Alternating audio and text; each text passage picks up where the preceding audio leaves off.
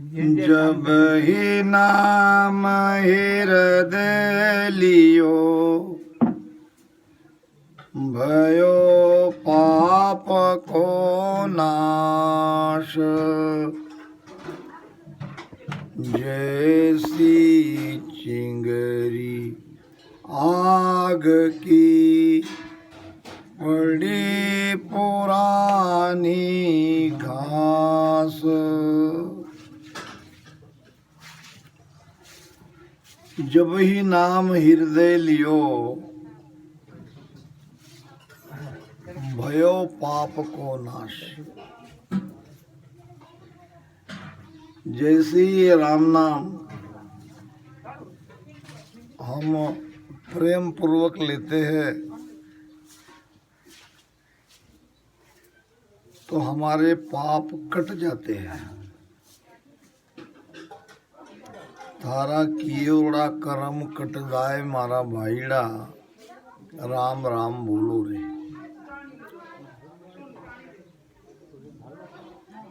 प्रसंग रामायण का हम सभी जानते हैं कि जब डाकू रत्नाकर को जंगल में सप्तऋषि के दर्शन हुए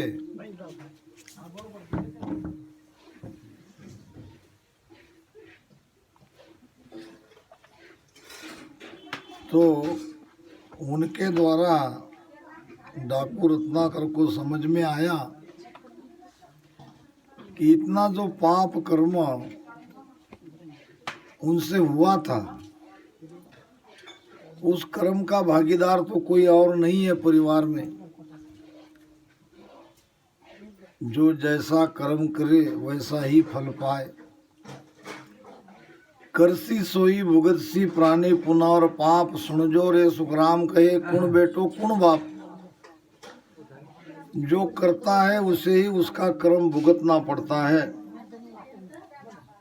बाप ने किया हुआ कर्म न बेटा भुगतता है। तो जब ये बात का पता डाकू रत्नाकर को चल गया कि ये सारे पाप जो मैंने किए हैं हमारे परिवार के लिए अंततः ये मुझे ही भुगतना पड़ेगा, फिर डर गया। आदमी जब पाप भुगतने का समय आता है या उसके बारे में कोई ज्ञान उसे मिलता है तो डर जाता है। जब तक ज्ञान नहीं मिलता तब तक वो बेखौफ रहता है। भागता भागता आया सप्तऋषि के पास जिन्हें बांध कर वे अपने घर में चला गया था और कहा कि भी आपकी बातें 100% सच निकली। अब मुझे उपाय बताओ, मुझे ये पाप से मुक्त होना है। सप्तऋषि ने कहा कि राम राम रटन करो। ये राम राम ही शब्द ऐसा है जो हमारे पाप को काटता है।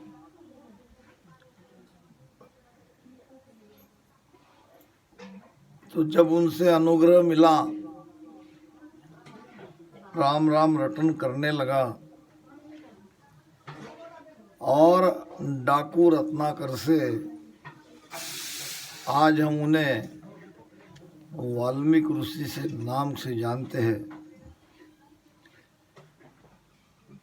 जब ही नाम हृदय लिया भयो पाप को नाश। जैसी चिंगरी आग की पड़ी पुरानी घास। कर्म हमारे कैसे जलते हैं, जैसे घास कितना भी क्यों न हो, कितनी भी बड़ी संख्या में घास अगर रहता है तो ये एक आग की चिंगरी चिंगारी सारे आग को जलाकर खाक कर देती है।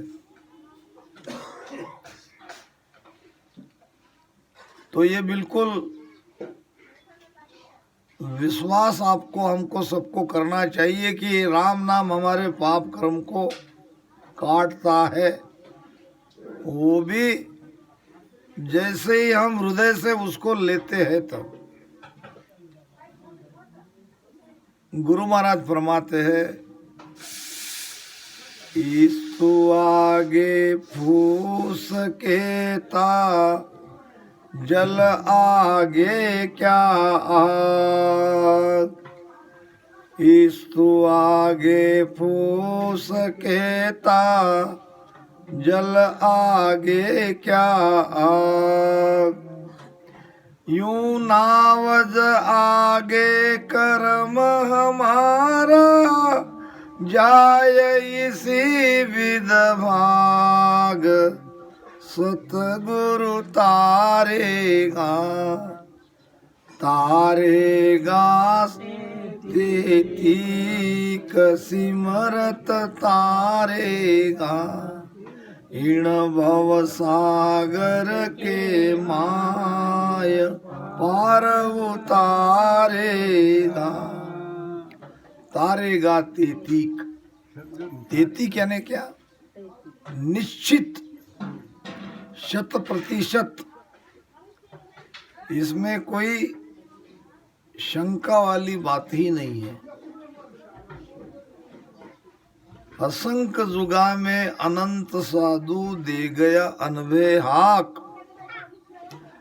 और सतगुरु के शरण अवश्य तिरसी भरत गीता साक।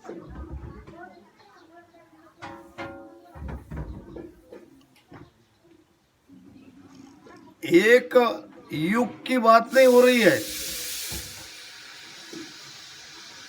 असंख्य युगा में। ये कलयुग के पहले द्वापर था, द्वापर के पहले त्रेता था, त्रेता के पहले सतयुग था। ऐसे असंख्य युगा में, असंख्य युगों में अनंत साधु संत होके गए, और सबने यही कहा, असंख्य जुगा में अनंत साधु दे गया अनभे हाक। अनभे हाक का मतलब क्या? राम नाम का रटन उन्होंने किया, उसका अनुभव किया, और उसके अनुभव से जो उन्हें मिला, जो उन्होंने पाया, वही उन्होंने बताया। तो हमारे धर्म ग्रंथ, हमारे वेद शास्त्र पुराण, महापुरुषों की वाणियां ये साक्ष्य देती है कि ये जीव सदगुरु के शरण में जाते ही इसका उद्धार होना तय है। सदगुरु के संग अवश्य तिरसी भरत गीता साख। तो ऐसे ये नाम की महिमा महाराज ने बताई है। डूबा था दे माय नहींतर डूबा था, मारा सतगुरु काढ़ियो आए नहींतर डूबा था। सदगुरु है दो, ये कहे बाहर के, ये कहे भीतर के। बाहर के सदगुरु भीतर के सदगुरु से मिलाते हैं, और जब ये भीतर के सदगुरु आपको नहीं मिलते तब तक कल्याण नहीं होगा। बाहर का सदगुरु का काम वही है, हमारे सबके घट में भीतर में जो बैठा है सदगुरु, उनसे आपको मिला दे, उस शब्द के साथ आपकी सुरती का योग करा दे।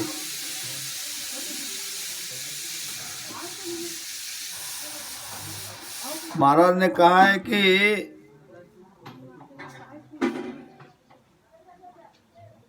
सबका अपना अपना धर्म है, और सभी को अपने अपने धर्म का पालन करना चाहिए।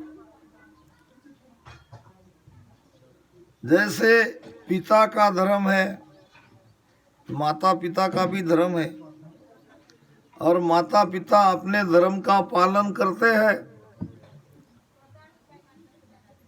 उसी प्रकार चाकर यानी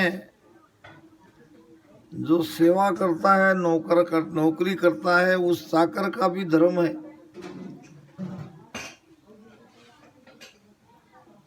पत्नी का भी धर्म है, पति का भी धर्म है, पत्नी का ही धर्म है।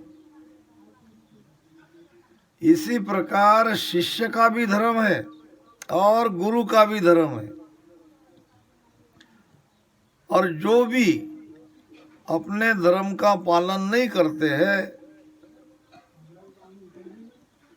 वो जब ऐसा होता है तो फिर जगत में उनको माना नहीं जाता। जैसे कि माता पिता के बारे में महाराज कह रहे हैं कि पिता धर्म तो सज गयो, पुत्र दियो परणाय। पुत्र धर्म तो जब सधे, कियो बंदगी आय। कियो बंदगी आय, नार पतव्रत कहावे। चाकर रोयो धर्म हुकम पाछो नहीं ल्यावे। सुख राम कहे गुरु शीस का, धर्म कहावे दोय। गुरु तो उलट चढ़ावेगी घन में, शीस तन मन अर्पे जोय। पिता धर्म तो जब सधे, यानी कब कहेंगे कि पिता ने अपने धर्म का पालन किया। पिता अपने धर्म का पालन करता ही है, अपने बच्चे की परवरिश करता है, हर आपत्ति से उसको बचाता है और अपना हुनर भी देता है। जो भी पिता काम करते हैं वो काम भी वो अपने बेटे के लिए सिखाता है। पिता खेती किसानी करने वाला है तो अपने बेटे के लिए भी वो कि बेटा करो।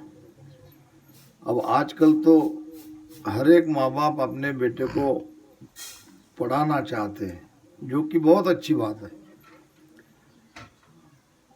और दिन रात उसके लिए ये कोशिश में लगे रहते हैं कि मेरा बेटा कुछ बन जाए, अपने बलबूते पर जगत में रहे, अपना कमा के खाए, किसी के आगे हाथ फैलाने की उस पर नौबत ना आए। तो ये सारी बातें करते करते फिर जब सब कुछ ठीक ठाक हो जाता है, बच्चा कमाने लग जाता है, तो उसकी शादी कर देते हैं। शादी करने के बाद माता पिता का कर्तव्य पूरा हो गया। अब वहां से बेटे का धर्म प्रारंभ होता है। जैसे माता पिता ने अपने धर्म का पालन किया, अब बेटे को अपने धर्म का पालन करना चाहिए। बेटा रामसनी हो या कोई पंथी हो या कोई धर्मी हो, सबके लिए नियम एक है। हमारा धर्म या हम जिस पंथ को पकड़ के रखे हैं, वो कोई भी माता पिता की सेवा के बारे में मना नहीं कर सकते, कहीं भी लिखा नहीं है। तो जैसी बनती है, जितनी ज्यादा हम हमारे माता पिता की सेवा कर सकते हैं उतनी करो।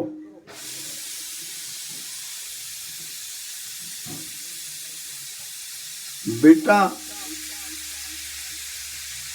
कितना भी बड़ा क्यों न हो जाए, हर एक माँ बाप के लिए वो बच्चा ही रहता है।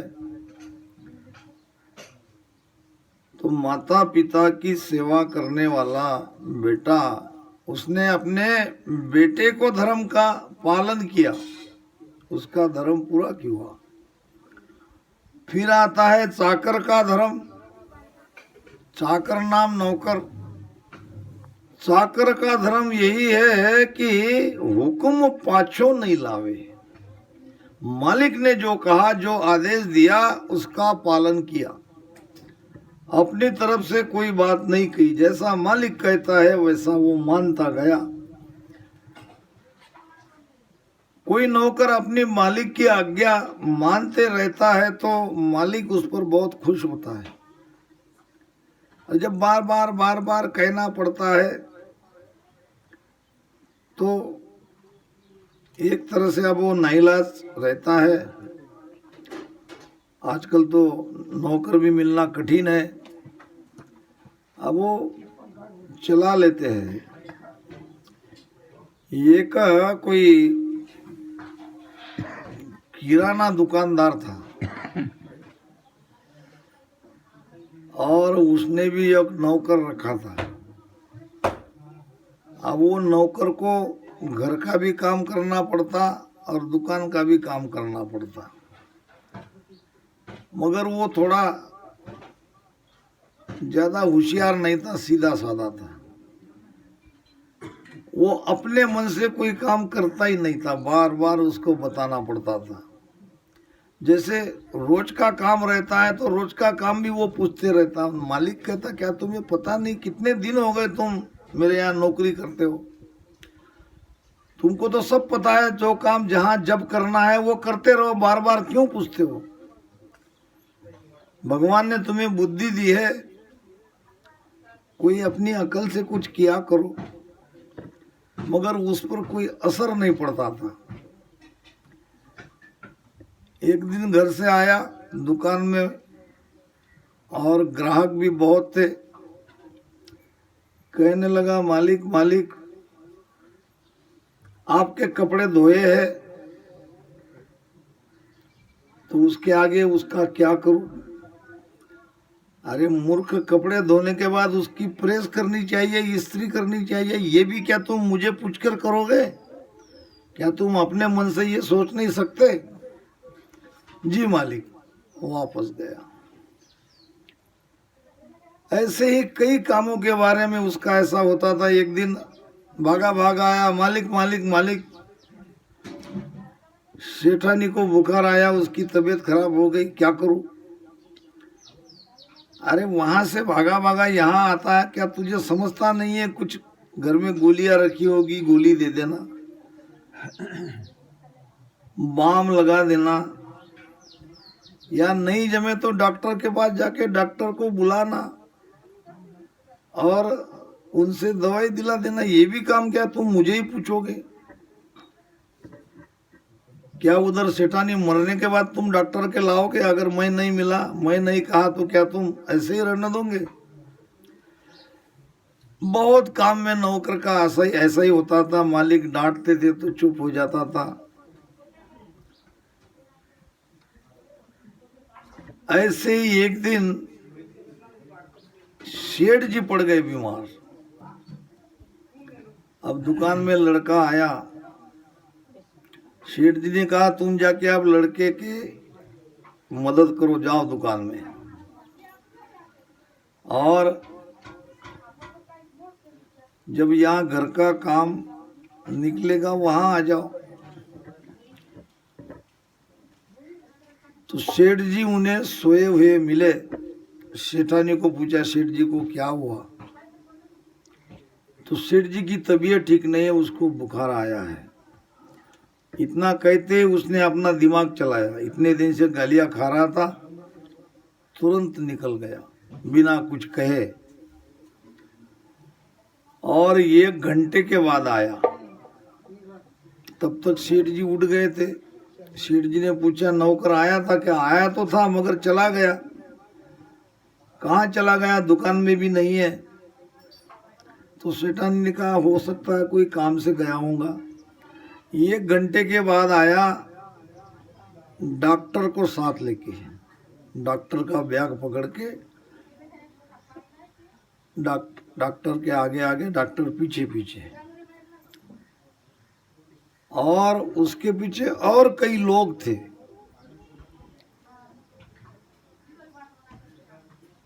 वो लोग थे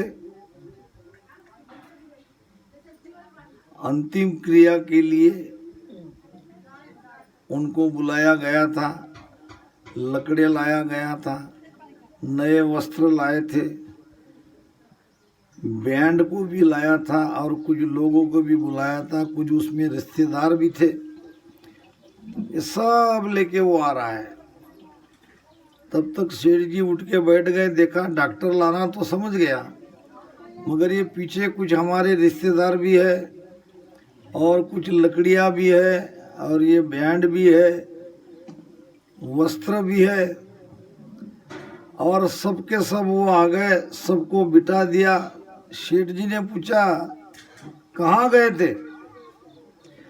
सेठ जी आप सोए हुए थे, आपको बुखार आया था, आपकी इलाज के लिए मैं डॉक्टर साहब को लेने गया था, और डॉक्टर साहब आ गए हैं, आपकी जांच करेंगे।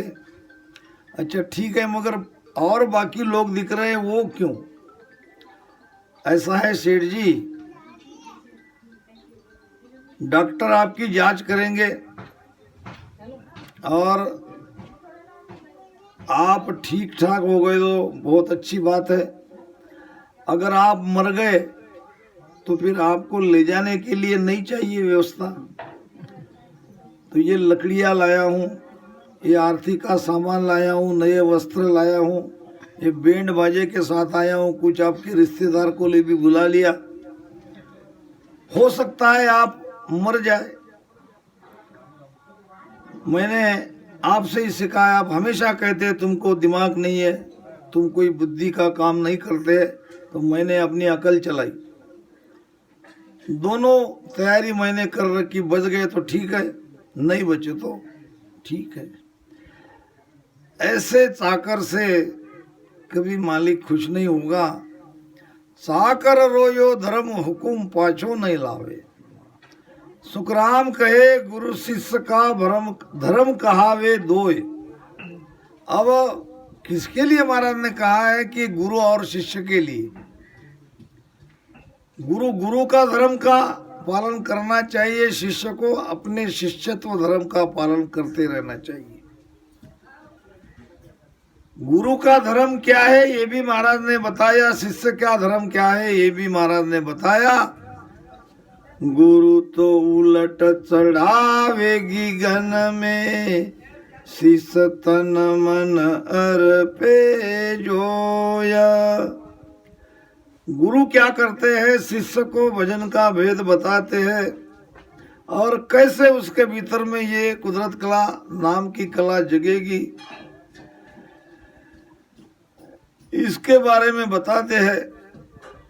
और जब तक शिष्य का शब्द पिचम के रास्ते से ऊपर नहीं चढ़ता, तब तक गुरु ने अपने धर्म का पालन नहीं किया, ये समझना चाहिए। केवल नाम दान देके चला गया, फिर दोबारा उनकी मुलाकात नहीं हुई, न शिष्य ने याद किया न गुरु ने याद किया, तो यहाँ धर्म का पालन नहीं हो रहा है। होना तो ये चाहिए कि गुरु तो उलट चढ़ावे गगन में। गुरु को शिष्य का शब्द वास्तव में पीछम के रास्ते से निकाल देना चाहिए, क्योंकि एक बार शब्द पीछम के रास्ते से चढ़ने लगा तो वो पीछे आता नहीं। हमारी यात्रा ही पीछम की है। जब तक सुषुम्ना नहीं खुलेगी हम ब्रह्म में जा ही नहीं सकते। जब ब्रह्म में नहीं जाएंगे तो मोक्ष परम मोक्ष की बात ही क्या है। तो ये गुरु का धर्म है। और शिष्य का धर्म क्या है? शिष्य का धर्म है तन मन अर्पे जोय। गुरु को समर्पित हो जाना है, गुरु जैसा कहे वैसे मान के रहना है। एक गुरु था और कोई पूजा कर रहा था। पूजा में उसे कुछ सामग्री चाहिए थी। दो शिष्य वहां उनके बैठे थे और गुरु ने कहा, बेटा मुझे कुछ तुलसी के पत्ते चाहिए, तुम जाके जरा तुलसी के पत्ते लेके आओ।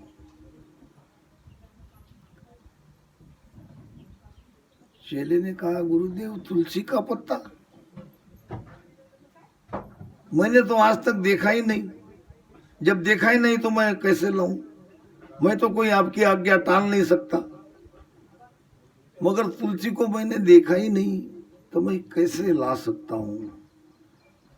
दूसरा शिष्य को लगा कि अब ये तो टाल रहा है, तुलसी का पत्ता किसी नहीं मालूम, मगर ये जानबूझकर गुरु की आज्ञा को टाल रहा है, तो अब गुरु कहेंगे मुझे, तो इसकी तैयारी उसने पहले ही कर ली। दूसरा शिष्य पहले वाले शिष्य को बोलता है, तुम्हें तुलसी का पत्ता मालूम नहीं? अरे वो इतना इतना बड़ा केले के पत्ते जैसे रहते हैं उसके पत्ते, ये तुमने कभी देखा नहीं? शिष्य ने कहा, तुम भी रहने दो, अब तुम्हारी भी अकल पता चल गई कितने अकलवान हो। यानी तुम दोनों लोग तुलसी को पत्ते को नहीं जानते, ये तुम्हारे आपस में जो बात करने से मैं समझ गया। अब गुरु था तगड़ा, 85-90 किलो उसका वजन था। ऐसे ही तख्त पे बैठ के वो कुछ पूजा सामग्री कर रहे थे। कोई कार्य उसका चल रहा था, उसमें उसको तुलसी के पत्ते की आवश्यकता थी। पहला शिष्य कहता है कि मैं जानता नहीं, और दूसरा कहता है कि तुलसी के पत्ते केले के पत्ते जैसे उसके बड़े पत्ते रहते हैं। दोनों को बुलाया, तुम इधर आओ, तुम दोनों लोग तुलसी के बारे में जानते नहीं हो, अब ऐसा करो, ये तख्त पोष दोनों तरफ से उठाओ, एक तरफ से तुम आ जाओ, एक तरफ से तुम आ जाओ, दोनों उठा के मुझे लेके चलो। जहां तुलसी का पत्ता मिलेगा वहां मैं कहूंगा रुको, तो वहां रुक जाना। अब तख्त का वेट और गुरु का 80-90 किलो का वेट, शिष्य दोनों दुबले पतले। अब क्या करें? अब ये तो नहीं कह सकते तुलसी के पत्ते जैसा, गुरु का आदेश मिला, उठाना ही पड़ा। पूरी ताकत से दोनों ने उठाया।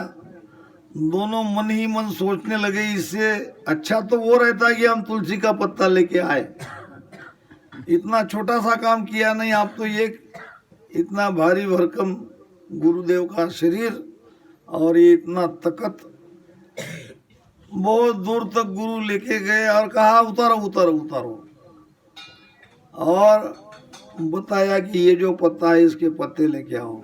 दोनों तुलसी को तो जानते ही थे, पसीने पसीने हो गए। अब क्या करें? पत्ता दे दिया, अब उठाओ और जहां से लाए हो वहीं तक और मुझे वहां पहुंचा दो। दोबारा उनको गुरु महाराज को वहां तक ले जाना पड़ा। दोनों बहुत थक गए, बहुत पसीना पसीना हो गए, अपने आप को कोसने लगे कि हमने, ये हमारी दुर्बुद्धि कैसे आ गई हमारे मन में। गुरु ने कहता था तो तुरंत पत्ता लेके आना चाहिए था। तो ऐसे शिष्यों का कल्याण कभी नहीं हो सकता। हमें गुरु की आज्ञा में रहना है।